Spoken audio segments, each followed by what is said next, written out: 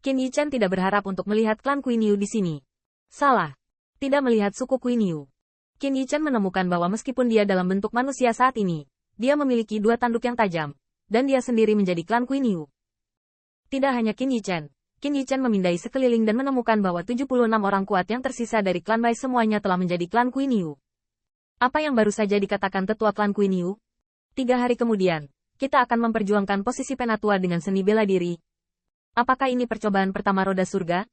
Qin Yichen tercengang. Tentu saja, yang paling menggugahnya adalah kekuatan menakutkan roda surga. Karena semua yang ada di depanmu begitu nyata. Qin Yichen merasakan kekuatan ilahi di tubuhnya dan hukum langit dan bumi di sekelilingnya. Tampaknya ini masih di zaman naga sejati, ketika suku Kuiniu masih cukup makmur. Semua ini adalah benar. Bagaimana ini membuat Qin Yichen tidak terkejut? Tidaklah terlalu berlebihan untuk mengatakan bahwa dia bereinkarnasi sebagai klan Kuiniu. Selain itu, dia tahu bahwa dia telah memasuki roda surga untuk memperjuangkan posisi tetua klan Bais. Qin Yichen percaya bahwa dengan keagungan tertinggi roda surga, itu cukup untuk melibatkan orang kuat lain yang tahu atau tidak tahu. Dan jika Anda tidak mengetahui situasinya, Anda pasti akan berpikir bahwa Anda telah mengetahui identitas pihak lain dan memiliki identitas baru. Lebih dari itu, roda surga dapat mengembangkan suku Kuiniu, serta ras lainnya. Dan mereka menjadi suku Kuiniu pada saat ini, mampu menggunakan darah suku Kuiniu, kekuatan dewa dari suku Kuiniu, dan bahkan Qin Yichen memiliki lebih banyak segel Tao dalam pikirannya. Itu adalah metode saluran dewa suku Kuiniu, yang sepertinya digunakan untuk membuat mereka tentang seni bela diri 3 hari kemudian. Konfrontasi. Suku Kuiniu hanya satu daun, tetapi Qin Yichen dapat melihat langit melalui daun ini. Suku Kuiniu bisa berevolusi, begitu pula 10.000 suku. Dengan cara ini, bukankah itu berarti ada 10.000 ras dan dunia berbeda yang tak terhitung jumlahnya di roda surga? Tidak heran jika klan Bais mengenal semua ras, sangat cerdas, dan memahami semua hal. Terlebih lagi, ini pasti puncak gunung es roda Dao Surgawi. Dalam kata-kata Bai Guanxing, bukan hanya gurunya Bai Shouqiong, tapi bahkan Bai Wuji, tidak bisa menggerakkan roda Dao Surgawi secara ekstrim. Tapi itu adalah puncak gunung es yang membuat Qin Yichen melihat tirani roda surga. Jalan surga, membuka langit dan bumi, memadatkan ratusan juta dunia, tetapi melibatkan kita dalam roda surga, dan menjadi makhluk dari miliaran dunia ini, di mana reinkarnasinya diabaikan. Apakah ini salah satu kekuatan surgawi dari cara surgawi? Namun, Qin Yichen tidak peduli dengan perasaan menghela nafas saat ini, karena setelah pengumuman itu, lelaki tua dari suku Kuiniu itu menghilang. Tetapi setelah 77 pria kuat saling memandang, mereka semua mundur, masing-masing menempati satu sisi, dan seorang pria kuat berteriak, "Wakil Patriark Bai Chang ada di sini." Mereka semua adalah Kuiniu saat ini, dan penampilan mereka telah berubah.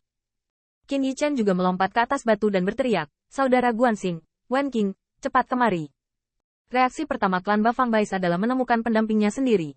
Bayangan Kuiniu yang ganas dan kuat berkedip-kedip, dan segera 6 bayangan datang ke Qin Yichen. "Kayu, bagaimana aku menjadi Kuiniu?" Wanita Kuiniu di depannya terlihat seperti Kongwu yang kuat, berpinggang besar dan berpinggang bulat, serta penuh kekuatan. Namun, puncak gambar ini hampir saja membuat Putri Wenxing roboh. Tapi Qin Yichen sedikit mengernyit, meskipun dia memiliki alis tebal dan mata besar saat ini, dengan mata banteng seperti lonceng tembaga. Pada saat ini, 77 pembangkit tenaga listrik, apakah itu klan Bai sendiri atau pembangkit tenaga listrik dari berbagai pihak yang datang untuk membantu satu sama lain, telah menjadi Kuiniu, yang tampaknya agak kacau. Tunggu sebentar, ingatanku benar, hanya saja jenazah Tao menjadi klan Kuiniu, tapi kita harus membuktikannya secara terpisah dulu. Lonceng tembaga Qin Yichen menatap sapi yang mengaku sebagai Putri Wenxing. Jika musuh-musuh ini masuk, dia pasti akan diserang. Apakah Anda Wenxing? Baiklah, izinkan saya bertanya. Apa yang Anda lakukan pada malam pernikahan saya? Tidak apa-apa untuk tidak bertanya.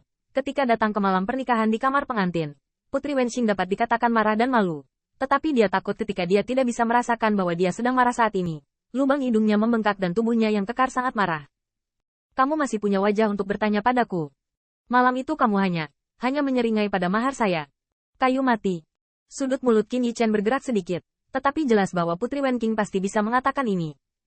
Qin Yichen melihat ke belakang lagi, hanya untuk melihat klan Kuiniu yang kuat yang sedikit kurus dan gagah. "Tuan, saya seorang pengamat bintang. Buktikan kepada saya." Bai Guanxing berkata dengan serius, "Pisau yang kau berikan padaku itu beraksi, saudara Qin." Qin Yichen sedikit mengangguk, dan tiba-tiba melihat sosok kekar. Kedua pasang mata banteng itu saling memandang, dan klan Kuiniu yang galak kembali menyenandungkan suaranya yang tidak selaras. "Kakek, aku memegang pisau gunung. dan Kaisar berteriak hari itu. Ini tidak akan berhasil. Kata-katamu telah sampai ke telinga Kaisar. Oh. Mata banteng dari sosok ganas itu berbalik untuk sementara waktu, dan berubah menjadi transmisi suara. Saya berkata, Tuan, Anda berdiskusi dengan Kepala Jiang saat itu, mari kita menculik. Oke, saya mengerti. Segera, Bai Guanxing menunjuk kedua ahli klan Kuiniu di sampingnya dan berkata, ini adalah kakak laki-laki dan perempuan senior saya. Tampaknya mereka bertiga, saudara dan saudari, memiliki sesuatu untuk saling mengenal. Dan Kong Wu bahkan berkata, Tuan, kami berada di pasar Jalan Li, dan kami diserang oleh Brahma Miles. Awalnya, pengamatan bintang tidak mempercayai Anda. Setelah lilin 9 yin, dia mengira Anda akan mencuri klasik internal Kaisar Kuning dan klasik herbal Sennong. Kepala dilempar oleh leluhur klan Bais. Ditanam ke tanah. Petik 2. Keenam sahabat menegaskan bahwa tidak ada keraguan, dan Qin Yichen tidak bisa menahan cemberut saat dia melihat 70 sosok yang sama-sama berbeda dan secara bertahap berkumpul. Pertandingan pertama ini adalah pertarungan seni bela diri. Mari kita memenangkan posisi penatua. Bai Guanxing mengangguk sedikit, seharusnya begitu. Mata banteng Bai Guanxing juga berkedip-kedip, seolah-olah dia telah menjadi klan Kuiniu, dan sulit untuk menyembunyikan kebijaksanaannya. Bagaimanapun, dia tahu bahwa meskipun roda surga dapat menciptakan dunia yang tak terhitung jumlahnya, dunia ini, bagaimanapun juga, dibentuk oleh kondensasi, dan ia dapat mengendalikannya. Dan meskipun klan Bais ortodoks mereka layu, tetapi setidaknya sekarang tuannya adalah patriark ortodoks, yang memiliki kendali atas roda surga, dan tuan itu diam-diam membantu mereka satu atau dua, itu mungkin tidak mustahil. Namun, sebelum Bai Guanxing mengamati sesuatu yang aneh, dia melihat seorang ahli klan Kuiniu dengan senyum lebar dan mencibir. Semuanya, mengapa kita tidak menemukan pisau pencuri dulu dan menyelesaikannya? Begitu kata-kata ini keluar, tak satu pun dari 70 ahli klan Kuiniu yang menentang. Tapi segera, jalan itu seperti lonceng tembaga, tapi dipenuhi dengan mata pembunuh, dan mengunci Qin Yichen dengan mengesankan. Thief Knife, barusan kamu telah mengalahkan satu persatu, dan kamu berteriak dengan sangat baik, kan?